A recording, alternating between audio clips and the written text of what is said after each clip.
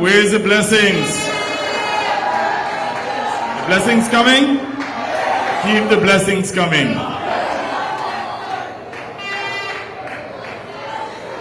Comrades, how are you feeling tonight? I feel absolutely inspired. And you know, I am pleasantly surprised. You know, I thought this would have been a small event. And I certainly want to apologize for being late. I had said to the distinguished chairman that we should advertise the meeting for... Yes, I love the blessing. All right, hold that. So I said to...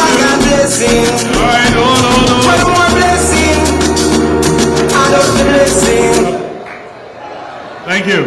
So I had said to our distinguished chairman, knowing that our people are always late, rather than advertising the meeting for 7 o'clock, I suggested 7:30. Sorry, 6:30, with understanding that I'll arrive for 7, so my apologies.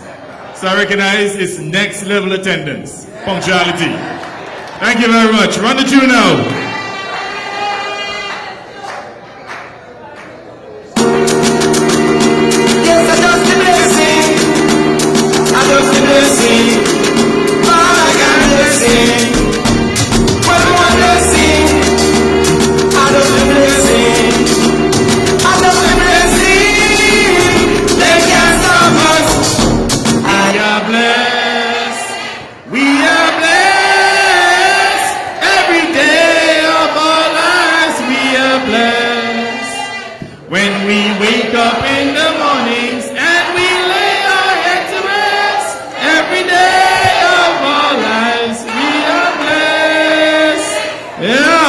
Thank you very much.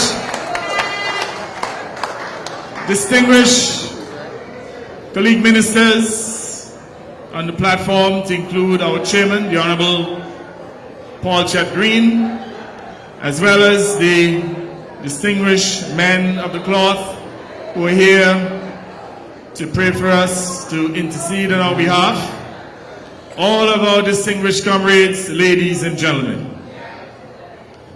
Tonight, we're here not only to celebrate, but to reflect.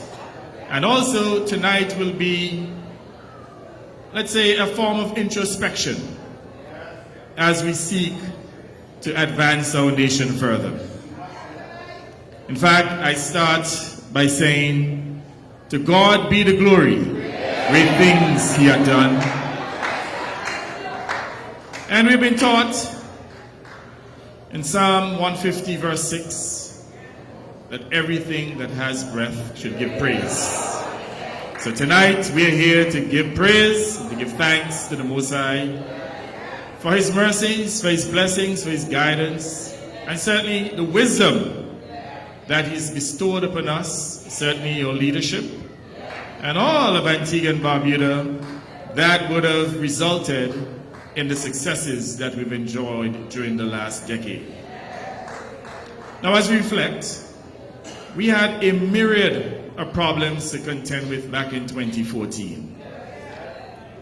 And even though there are some who are daunted and there's some who argued that it was too difficult a job, we remain courageous and we address the issues and resolve them. I recall my dear colleague head, Ralph Gonzalez, saying to me, weeks after I became Prime Minister, that the situation in Antigua and Barbuda was so bad that perhaps I would have been better off staying home with my wife rather than undertaking the job as Prime Minister. And he said that in the context of an economy that was in shambles. It was perhaps the first time in the history of Antigua and Barbuda that we had economic failure, financial failure, or fiscal failure, as they call it, and banking failure. In fact, there is no other country in the Caribbean that has had to contend with all three failures simultaneously. Let me repeat. Financial or fiscal failure, banking failure, and economic failure. The economic failure was such that our country lost 25% of its GDP within a 5-year period between 2009 and 2014. And I'm not here to play any blame game. I'm just telling you what the facts are. And we had to literally put our shoulders to the plow. All of the members of the cabinet, those who are members now and those who were members back then, in order to resolve our issues. And we were able to stabilize our country's economy within the first year. And then we embarked on a number of projects in the succeeding years, to the extent that we're now celebrating successes practically in every single sector of our country's economy. But I said to you that many of the things that we did them because we had the courage. In fact, when we said to Sandals, for example, that they should pay their taxes, or the taxes that they collected on behalf of the government to pay the taxes into the treasury, we did so because we had the courage so to do. When we said to Scotiabank that they must sell local, it was also a courageous decision of my cabinet. When we said to the Cruise Association that they had to increase the head tax, and let me say this here to you, that for over 30 years, almost 40 years, Caribbean countries collectively have been pushing the FCCA for an increase in the head tax. And up to this day, not a single country other than Antigua and Barbuda would have gotten an increase in its head tax. I say to you again that that was a courageous decision of my cabinet. When we decided that we will tackle COVID head on, that even though we respected COVID as a menacing disease, but at the same time that we had to learn to work and live with COVID, that was courage. It's not a coincidence that Antigua and Barbuda was the first country in the Caribbean to reopen up fully and to accept air traffic into its country. And I will always remember that occasion in which the first airline, American airline, landed here at VC Bird International.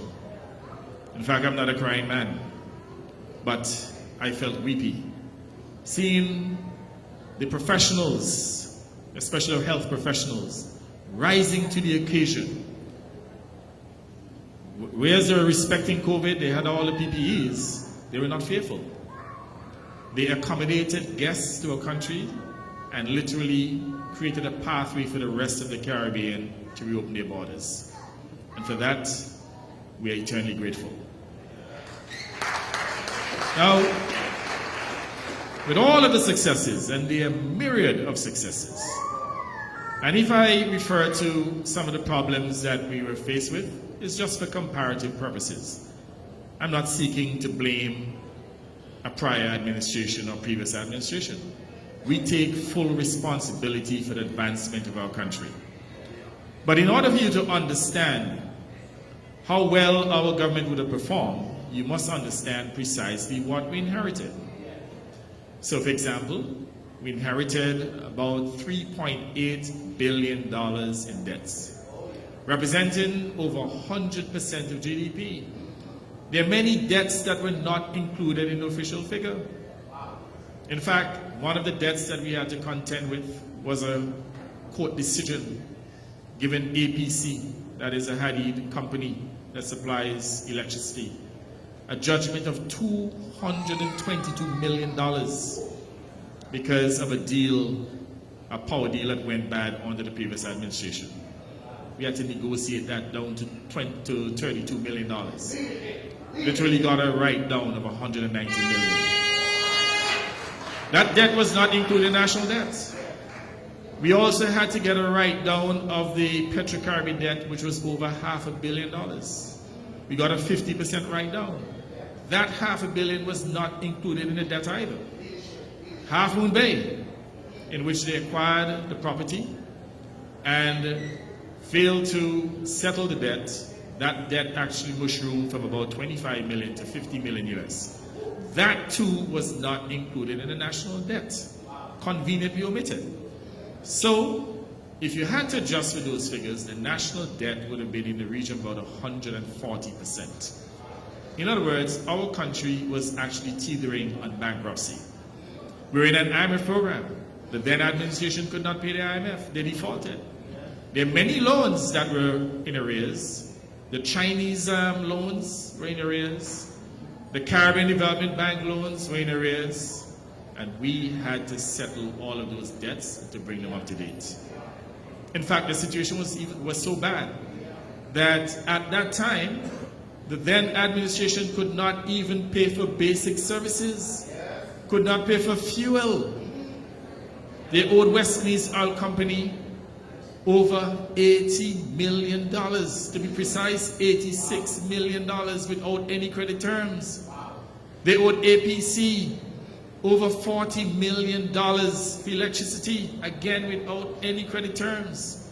They owed $22 million to Semcorp, the water generation plant, without any credit terms. And we had to settle all those.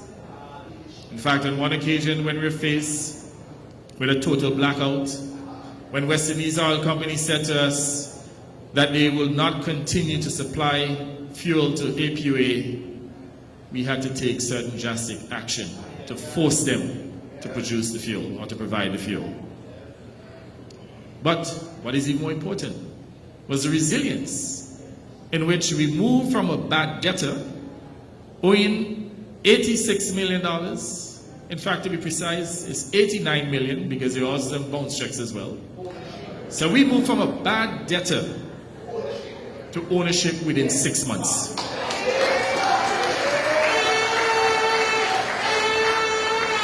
That is the type of resilience that the people of Antigua and Barbuda have shown, obviously with the leadership of my administration. Even with the situation with COVID, we did not just bounce back, we bounced forward.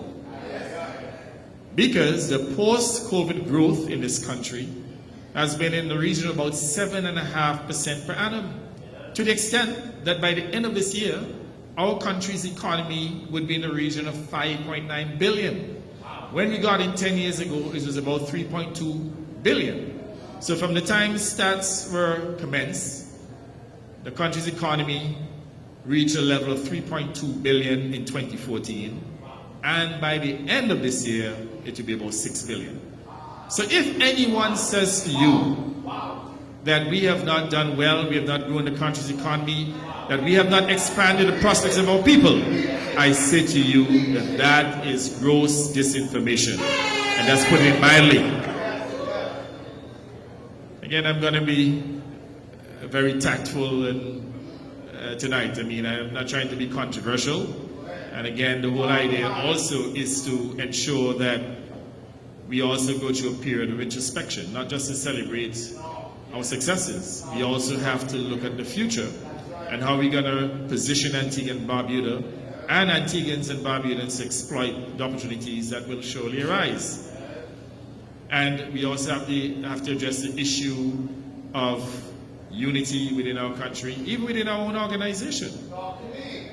As we reflect and go through a period of introspection, we have to make sure that we truly position Antigua and Barbuda for the next level of growth and development.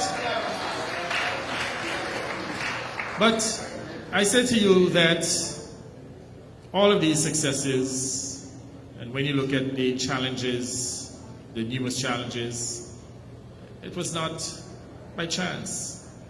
Evidently, we had divine guidance. And I certainly want to thank all of our prayer warriors, especially our spiritual leaders, at least two here who I speak to very often, Apostle Steve Andrews and certainly Pastor Daniels.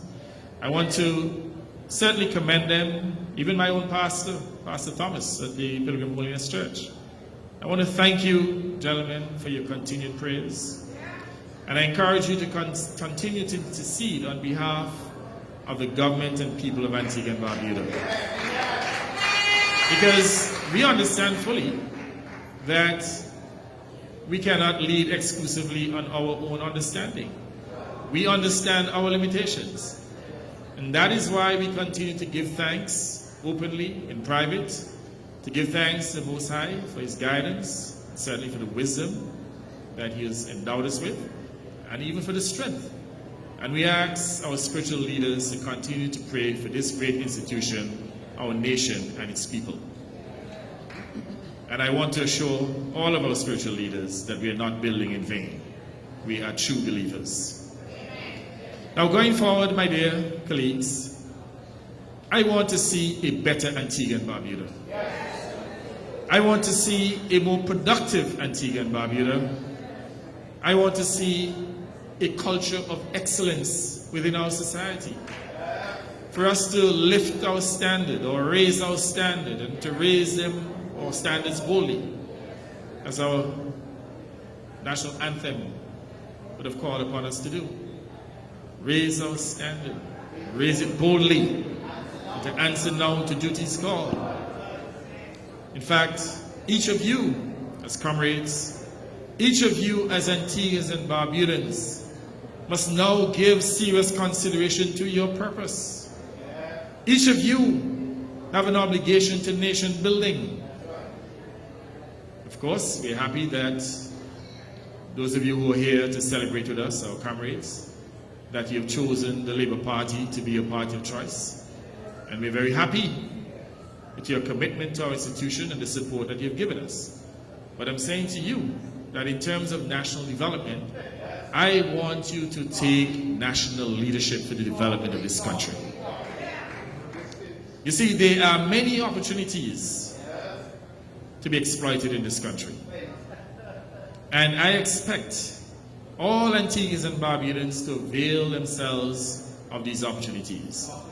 And as I speak to the issue of excellence, I observe that there are two national events in which our people would have shown, without any contradiction, that they have the capacity to rise to the next level of growth and development. And I speak specifically to the SIDS conference, in which Antigua and Barbuda has been celebrated literally by all nations who had individuals visit our shores. And even at the cricket matches, the volunteers there have also come in for high praise, which tells me that we have the capacity to be even better cultured individuals, to offer better service, to pursue service excellence, to be more empathetic to each other, to be more caring, to be more supportive, to be more loving, and obviously to continue to practice all of the values of this great institution. And as in Corinthians 13:13 says, or speaks to the values of faith, hope, and love, I say to all of us that let those values be the values of this institution and our beautiful Twin Island state. I say to you that we will have many more challenges that we'll have to contend with in the future. But we must always remain people of faith, and we should not be daunted by challenges. COVID would have shown us that we have the capacity to surmount the most difficult of challenges. And that is where the faith and the courage comes into play. We are a talented people, yes, but we also are a very resilient and courageous people. And I just hope that we will continue to contribute unrelentingly to nation building, recognizing that ultimately that our role is to improve the living standards of all the people of Antigua and Barbuda. Our ultimate objective, my dear comrades, my countrymen and countrywomen who may be listening, is to achieve resilient prosperity for the people of Antigua and Barbuda. And I said to you too that Antigua and Barbuda has an even higher calling, to provide leadership within the Caribbean and even globally, to provide leadership on issues of justice, climate justice, preparatory justice, and also to continue to fight for our own development, recognizing that as a small state, we have certain vulnerabilities. We lack resilience, and that we have to continue to fight collectively to ensure our progress and growth. So I say that as we go into this second 10-year period, let us raise our standard and to raise it boldly. Let us perhaps move away from the, politics will always be partisan, but the crass politics, let us leave that behind for our opponents. Let us lift our game. Let us lift the debate. Let us focus on national development, issues that will make a difference in our country. And I say to you that our singular focus is to ensure that we achieve resilient prosperity for our people. And I can assure you that you will see significant improvements in the months and years ahead. I assure you that we will make strategic interventions in every sector of our country's economy. And I have no doubt that based on the platform that we have established, that you will see exponential growth in this country in all sectors now and in the future. I know that there are some irritants within the society. I know we still have the issue of bad community roads, and haven't restored most of our major arteries. I give you a firm commitment that we will address your community roads in due course, and that within a matter of months, years, you will see significant improvements. The issue of water, I guarantee you within the next 12 months, we will take the issue of water off the table. And I certainly want to thank all Antiguans and Barbudans for their forbearance. And I understand too that based on the myriad of issues that we had to contend with going into the 2023 general elections, I recognize that our people are frustrated. I recognize too that many of them decided to vote against us out of protestation. And we understand and we respect your right to vote however you see fit. We had so many issues, a myriad of issues. However, we had one important person on our side, and that was God, and he pulled us ashore. So I say to the people of Antigua and Barbuda that as we resolve those issues and we continue to fight for your empowerment, we expect to see your return to this great movement. And I say to all of us here today as well that each of you have an obligation to continue to spread the good news of labor and to expand the membership of this great institution. And I want to remind you too that the Labour Party is an all-inclusive, egalitarian, all-empowering institution. And it doesn't matter if you may have offended, if you may have abused us in the past, provided you're willing to become a member of this great institution and to make your contribution to nation building, you are welcome. And I ask all of our comrades to continue to be embracing of all. And let me remind you of one thing. We may be Labourites in this room, but at the end of the day, we are all Antiguans and Barbudans. So let us continue to expand our organization. Let us continue to focus on the development of our country. And I want to assure the people of Antigua and Barbuda that we will never betray your trust. You've trusted us for the last 10 years. And I especially want to thank my cabinet colleagues because there are many times when they've had to trust me as their leader. And I also want to say to them today, as I've said to them in private, I say so publicly, I will never ever betray your trust. And I've said to them that every decision that we make in the cabinet of Antigua and Barbuda is one litmus test. Is it in the best interest of the people of Antigua and Barbuda? If it is not, we cannot move forward. And I believe that that very simple litmus test would have provided the guidance in the quality of our decision making. And we have had very open discussions on a myriad of issues, and invariably we would have reflected on our decisions and would have recognized that because the motive was pure, almost invariably we make the right decisions.